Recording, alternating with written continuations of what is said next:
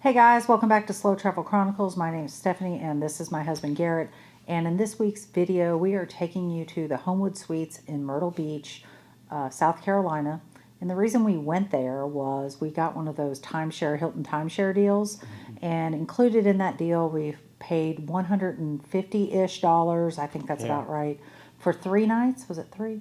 Three nights. Yeah. And we also got a $200 certificate to use at another stay at a Hilton property in the future. So in this week's video, we are going to give you a tour of our room, some of the property. I didn't give you a tour of all of it just because there are a lot of little kids there and I didn't want to be that weird person filming little kids. So we'll do that, and then after that we will discuss our thoughts on the property itself and timeshare, etc. So do you want to add anything at this point? Not at this point. Okay.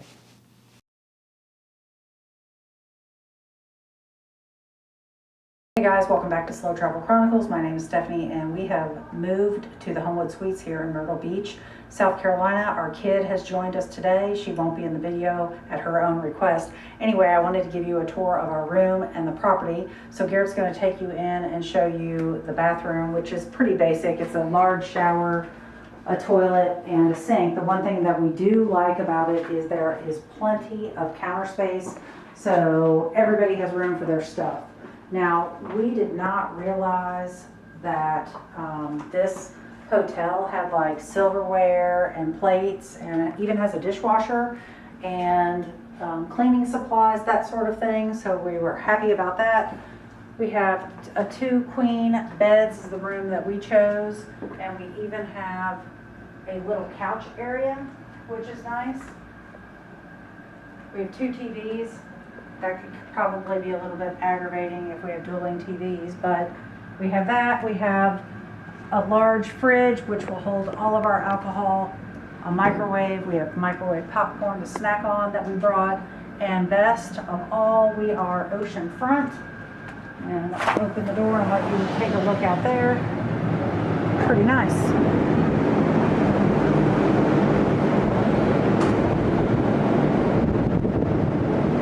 Next up, we will take you around the rest of the property over the next couple of days, and we'll wrap it up by telling you what we thought about the property overall.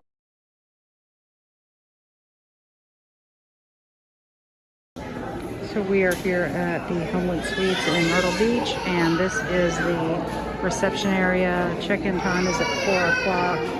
They have a little sweet shop that you can order stuff. Beer's $7. We did not buy anything there. They have an ATM. They have a bar, which we have not used. We are smart enough to buy our own beers, but this is used in the morning as the breakfast area, and as is that, which is a restaurant, Coconut Charlie's.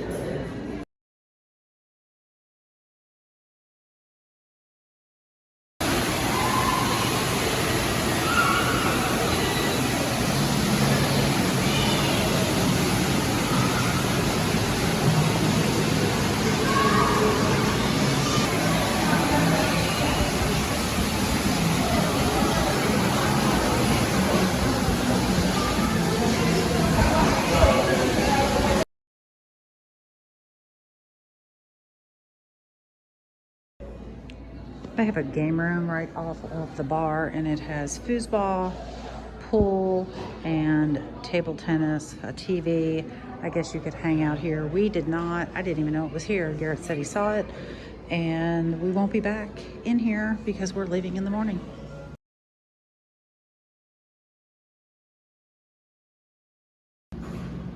We are climbing up the steps at the Homewood Suites rather than taking the elevator because there is always a line and we are tired of waiting. I need the exercise too. You just saw a tour of the property, our room, etc. At Homewood Suites. At the Homewood Suites. Yeah.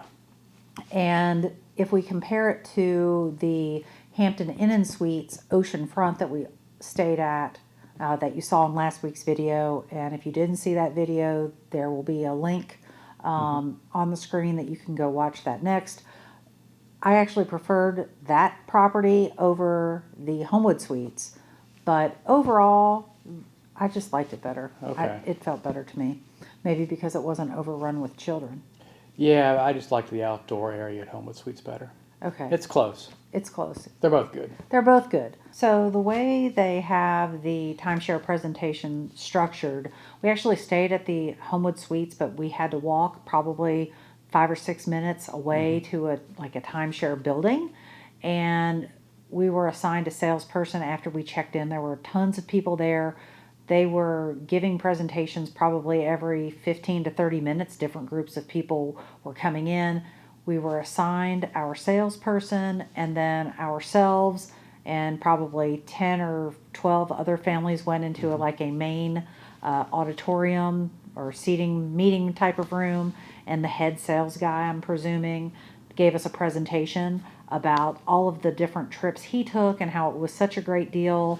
Talked about how he was able to go to Hawaii and to different places like maybe Puerto Rico. I can't remember all of the places that he said. And so after that presentation, and he did try to get audience involvement, like, where's your next favorite trip? Where do you want to go next, etc. But after that presentation was over, all of us went our separate ways, and we went on tours of the property, and we got to see the timeshare apartment, and it was awesome. It was 2 bedrooms. It was 2.5 baths, huge living room, updated, huge eat-in kitchen, overlooking the ocean. It was fabulous. I would definitely want to stay there. Oh yeah, it was pretty. And then we walked through the rest of the property, and then after that we're taken into a separate room where we sat down with our salesperson. Yeah. So one of the things when you purchase a timeshare, you have a home property, but then you can go visit other places.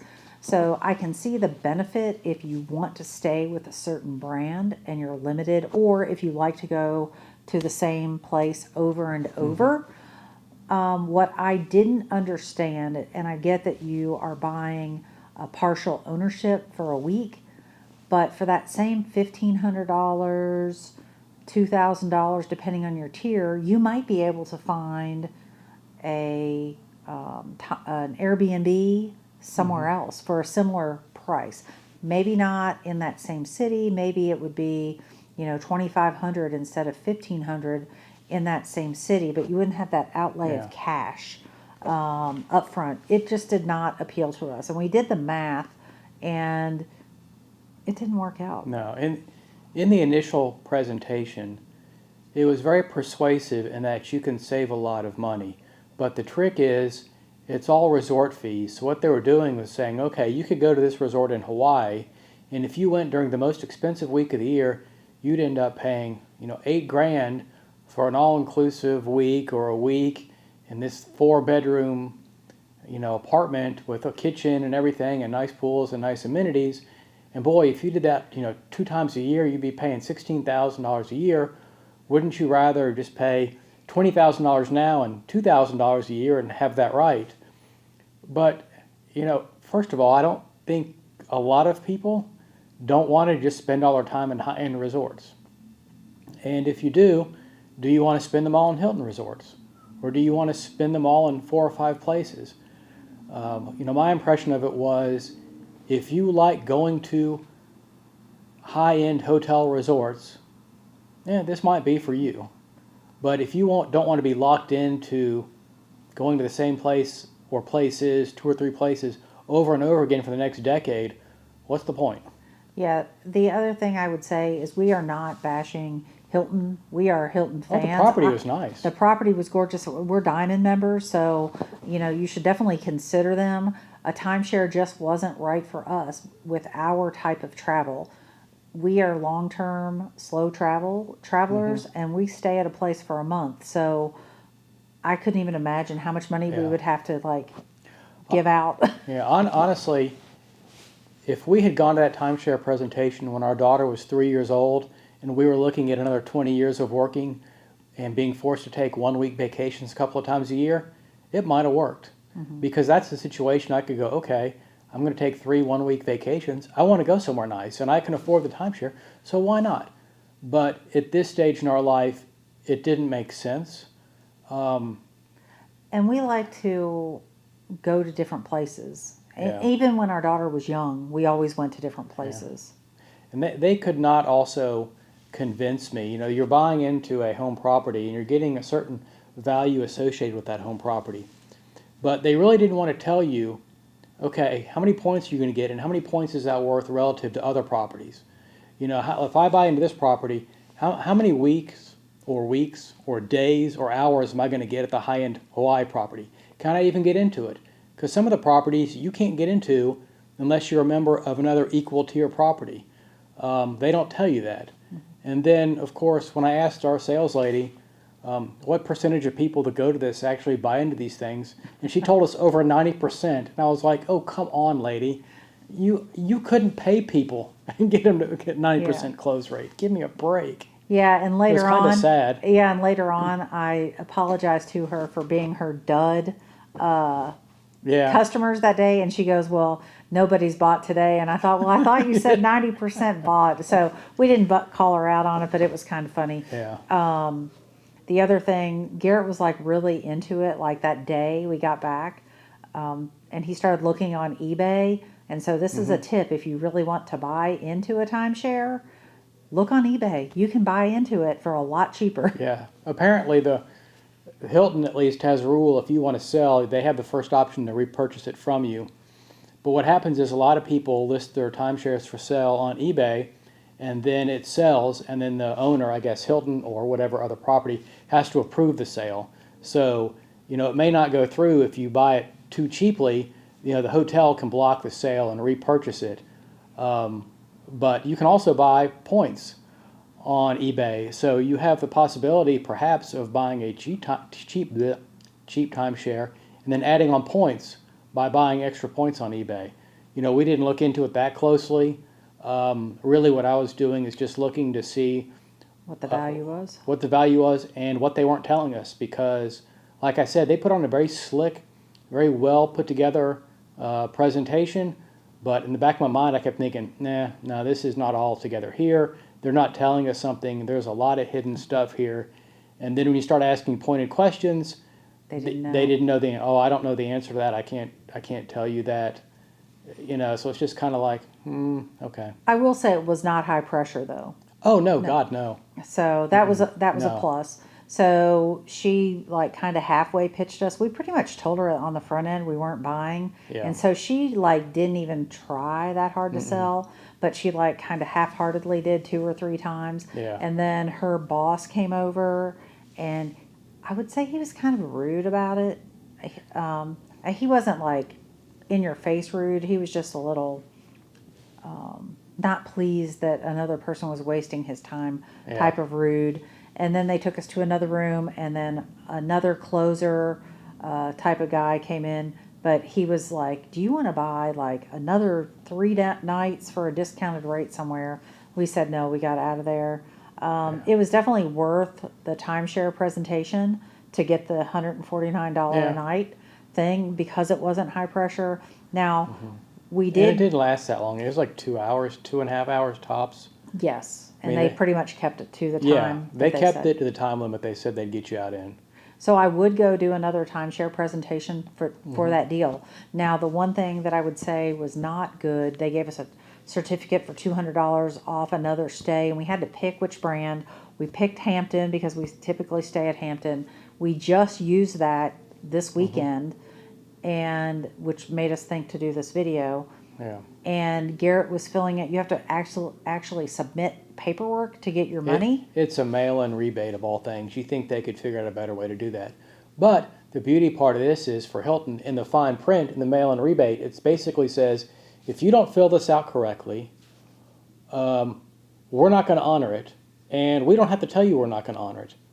Basically, you can mail it to us, and we'll get back to you or we won't. So we can expect to get a prepaid Visa card 8 to 10 weeks, and if not, we'll never know. Yeah. So Anyway, I would still do the timeshare presentation again. Yeah, Probably. We probably won't get an offer for 5 to 10 more years, but we'll see. We'll do it. And actually, I'm getting them now for Holiday Inn because I signed up for Holiday Inn points. So I'm getting IHG offers all the time. I guess we might be doing that next year.